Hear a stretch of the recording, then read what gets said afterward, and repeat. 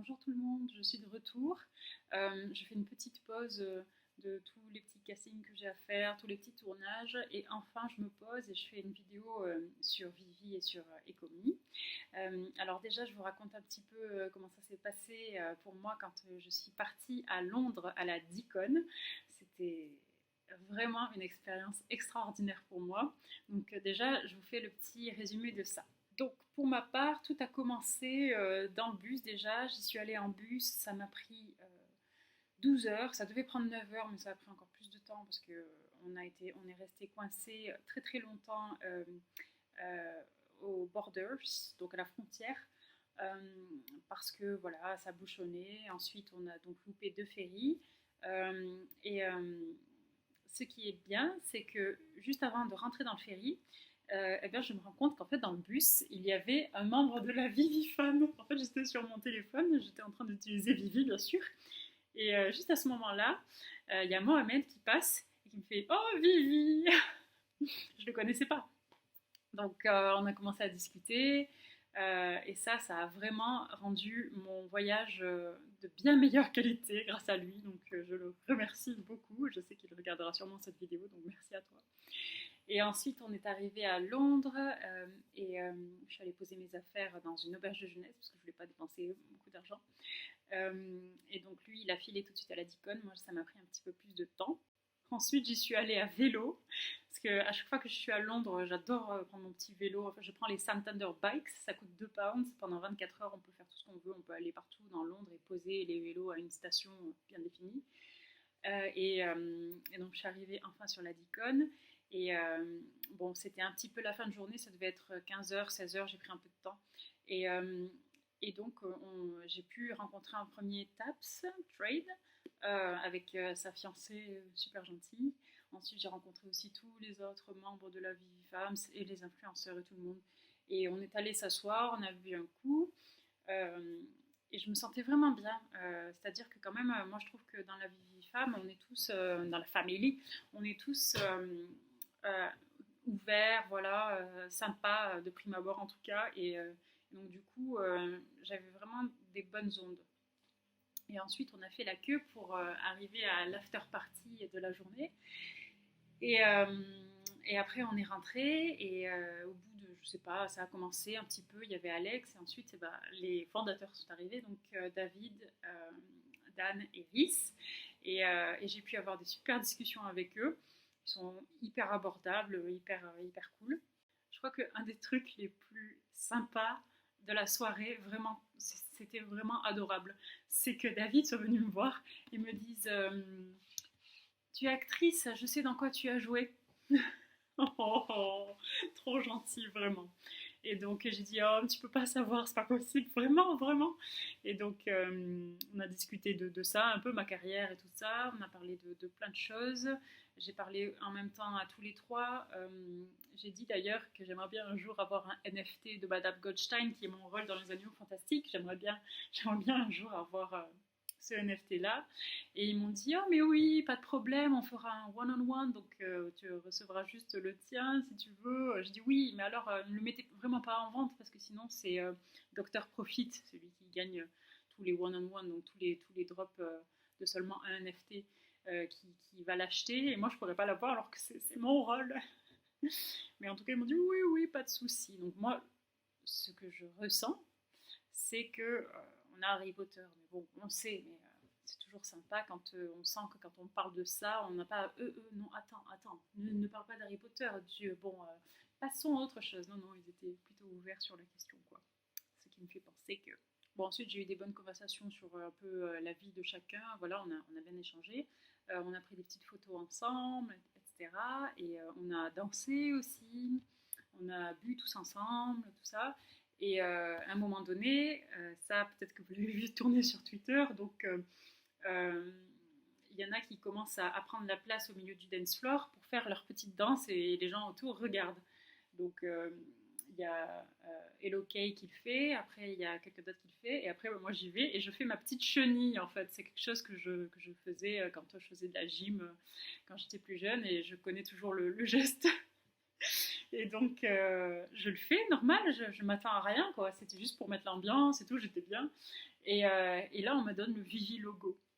C'est Alex qui m'a donné le Vivi logo. Et j'ai trouvé que c'était vraiment hyper sympa de faire ça. Le lendemain, on continue avec, dès que j'arrive, David Yu qui est en train de donner une interview aux membres de la Vivi Family. Ensuite, il y a eu l'événement avec Patrick Hughes, donc celui qui a mis déjà en ligne des NFT sur Vivi en vente. Et voilà, la journée continue. Et après, je dis au revoir et je repars. Et voilà. Et ça me donne beaucoup, beaucoup envie d'aller à Anaheim pour la convention de là-bas. Mais bon, il va falloir que je travaille beaucoup si je veux payer ça. Donc je vais essayer, j'aimerais bien. Mais voilà, en gros, je vous ai fait un topo rapide de à quel point c'était cool. Après, une fois que je suis partie de la Dicon, j'ai eu vraiment du boulot dans tout ce que j'ai eu à faire au niveau de mes tournages, donc je ne me suis pas vraiment mise au goût du jour. J'ai quand même vu les drops, je les ai tentés, mais je ne les ai pas eus. J'espère que vous les avez eus. Donc je vais essayer de voir un petit peu ce qui s'est dit récemment sur Twitter pour vous faire une petite traduction. Alors je vois sur Twitter avec les Anglais, les Américains que ils ont trouvé que le cofondateur de Recure, qui est une entreprise qui a essayé un petit peu de faire comme Vivi mais à beaucoup plus petite échelle, est parti. Donc il a travaillé de février 2021 à mars 2022. Ce qui prouve que nous, on a une équipe plus solide, puisque personne n'est parti. Donc c'est déjà une bonne nouvelle. Enfin, je dis pas parti depuis un moment, parce qu'on connaît l'histoire de Yannick. Vous connaissez? Oui, oui, celui qui est parti au tout début et qui est parti avec des millions et des millions et des millions de mi. Pour le OUP et MCP, c'est bientôt, c'est vraiment dans quelques semaines, normalement, si tout va bien.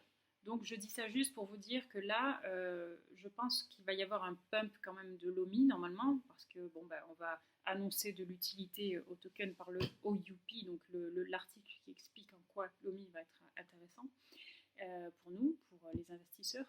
Et donc du coup, forcément, ça va monter. Sachant que là, on est à 0.0013. Moi, j'en ai racheté. J'en ai déjà racheté 800 000 hier et je vais encore acheter 1 million dans quelques jours. J'essaye d'avoir un petit peu plus d'OMI parce que j'en ai quand même déjà beaucoup, mais ce n'est jamais assez. On a Daniel Crovers qui a dit en septembre 2019 que si, par exemple, il donne l'exemple de Superman, mais ça pourrait être n'importe quel objet, il dit ça en tout cas.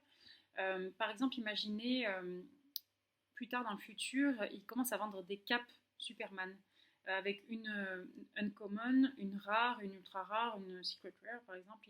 Il dit une cape secret rare serait par exemple en or et vous pourrez la mettre sur le dos de votre Superman. Ça pourrait donner plus de valeur à votre pièce. Vous pourrez le changer comme vous voulez. Quand j'ai vu David Yu, je lui ai demandé si bientôt on allait pouvoir se retransférer les NFT entre nous et il a dit que bientôt ce sera possible de le faire de nouveau.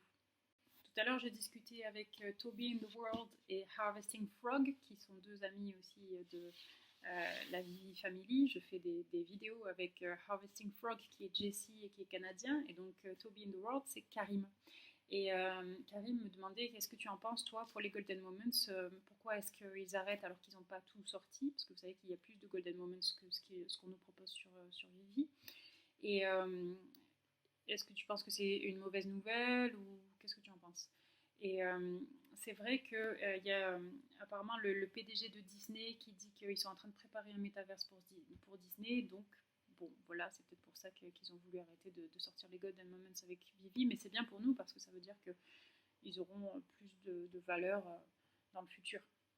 Pour en revenir au fait que Disney compte créer son propre métaverse, ils disent pas métaverse, ils disent réalité augmentée. Et j'ai remarqué que Vivi disait ça aussi.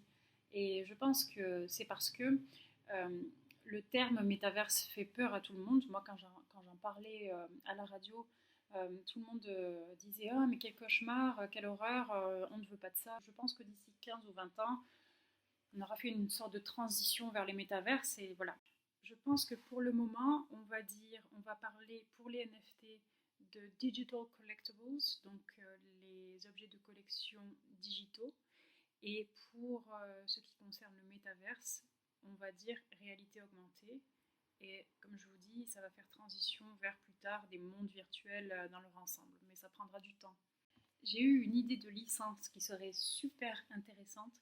Ça serait si Vivi décidait de faire un partenariat avec les Jeux Olympiques de Paris 2024. Ça serait génial.